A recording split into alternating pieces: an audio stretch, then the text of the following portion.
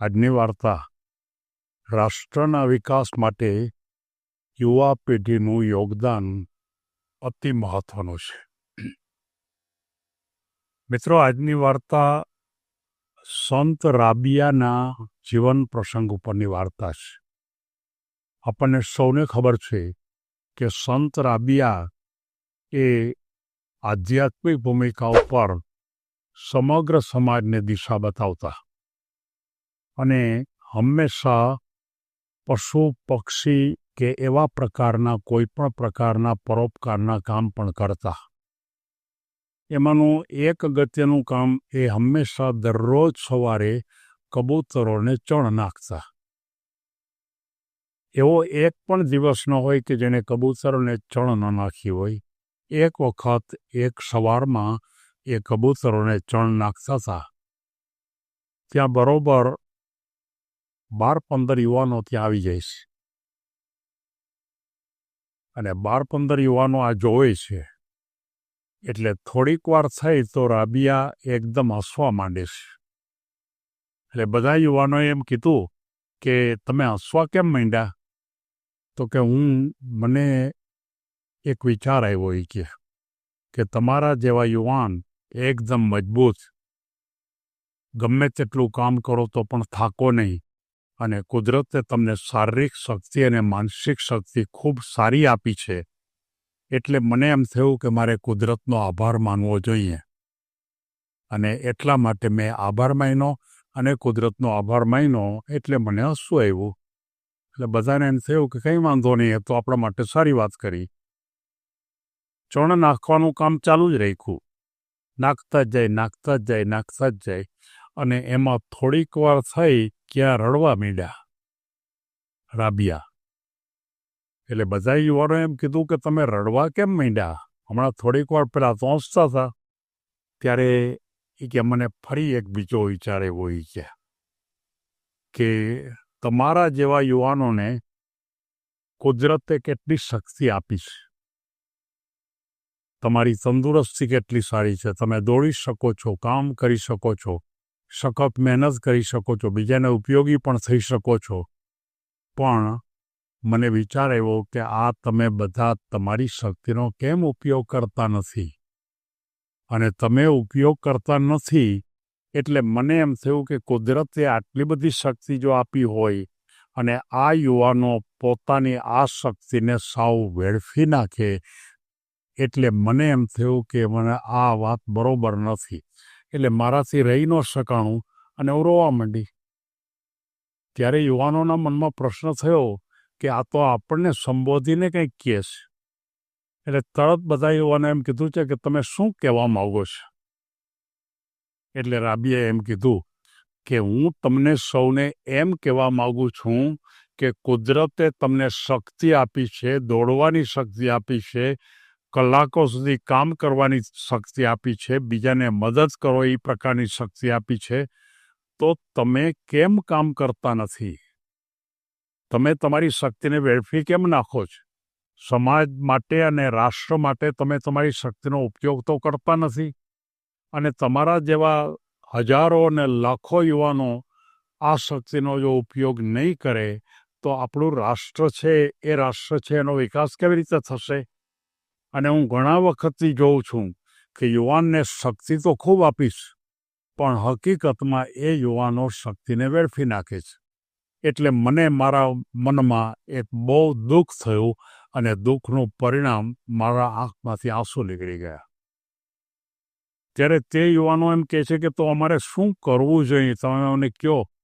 ત્યારે એણે એમ કીધું કે તમે તમારી શક્તિનો ઉપયોગ કોઈને કોઈ નબળા વર્ગ માટે કરો. દાખલા તરીકે કોઈ વૃદ્ધ માણસ છે અને એ વૃદ્ધ માણસને ચાલવામાં તકલીફ છે તો એને તમે મદદ કરો. કોઈ માણસ છે એ કદાચ ટ્રાફિકને કારણે રસ્તો ઓળંગી શકતા ન હોય તો તમે એને રસ્તો ઓળંગાવો. ક્યારેક એવું પણ બની શકે કે તમારા ઘરની આસપાસ કોઈ વડીલો રહેતા હોય અને કદાચ એને કોઈ વસ્તુ ગામમાં લેવા જવાની હોય અને એ જઈ શકે એમ ન હોય તો તમે જઈ એને લાવવાનું કહો.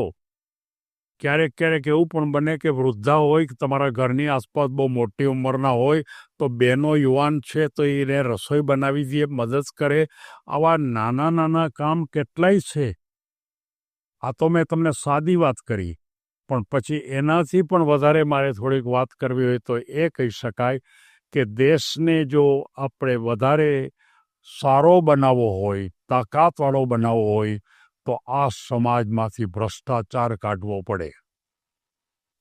તો તમે જ્યાં ભ્રષ્ટાચાર થતો હોય છે ત્યાં ઊભા રહ્યો, એને ભ્રષ્ટાચાર કરતા અટકાવો. તમારી પાસે તાકાત છે, તમે તાકાતનો ઉપયોગ કરો. કોઈ ગુંડાગીરી કરતા હોય ને કોઈને હેરાન કરતા હોય, કોઈ બેનને હેરાન કરતા હોય કોઈને, તો ત્યાં તમે ઊભા રહ્યો, 10 જણા ઊભા થઈ જાઓ, પડખે રહીને એને મદદ કરો. એ ગુંડાના મનમાં પણ એમ થવું જોઈએ કે આપણે નહીં કરી શકીએ, પણ તમે બધા આ વસ્તુને પોતાના માથે લેવાને બદલે ક્યારેક આવું બનતું હોય ત્યારે પડખેથી નીકળી જાઓ છો, જોતા પણ નથી, અને કેટલાક માણસો હેરાન થાય છે.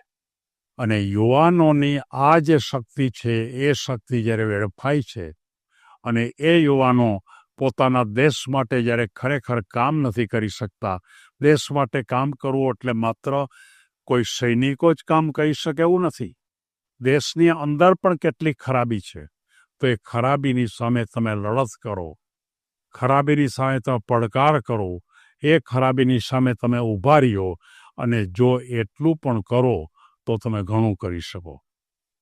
ત્યારે પહેલાં એમ કે આવડા મોટા દેશમાં અમે 5-15 માણસો કેવી રીતે કરી શકીએ કે, ત્યારે એણે એમ કીધું કે તમે 5-15 છો, એ વાત સાચી, પણ દરેક ગામમાં તમારા જેવા 5-15 હશે, દરેક કોઈ સંસ્થામાં 5-15 હશે. કે તમારે એકલાએ આખા દેશમાં કરવાની જરૂર નથી, પણ મારે તમને એમ કહેવું છે કે તમે જે ગામમાં રહ્યો છો એ ગામ પૂરતું તો કામ કરો.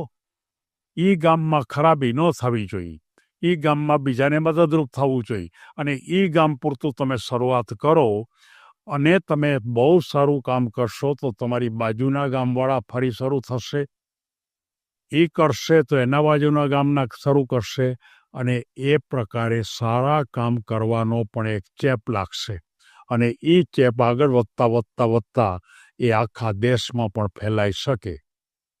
જ્યારે ખરેખર આઝાદી મળવાની વાત હતી ત્યારે આ જ રીતે કામ ચાલ્યું હતું કે પહેલાં બધાએ શેરીમાં કામ કરતા હતા, એ શેરીમાંથી બીજી શેરીઓમાં કામ કરવા ગયા, એમ કરતાં કરતાં ગામમાં પહોંચ્યા એટલે પડખેના ગામવાળા કામ કરતા શરૂ થઈ ગયા દેશને આઝાદ કરવા માટે, અને એમ કરતાં આખા દેશમાં ક્રાંતિ આવી, અને યુવાનો પોતાના જીવના જોખમે બહાર નીકળી ગયા, લાખોની સંખ્યામાં બહાર નીકળી ગયા, અને આખરે જ્યારે આઝાદી આપણે મેળવી શક્યા, તો હવે એ આઝાદીના સંદર્ભની ભૂમિકાને અનુસંધાનમાં આપણે ઘણું બધું કામ કરી શકાય.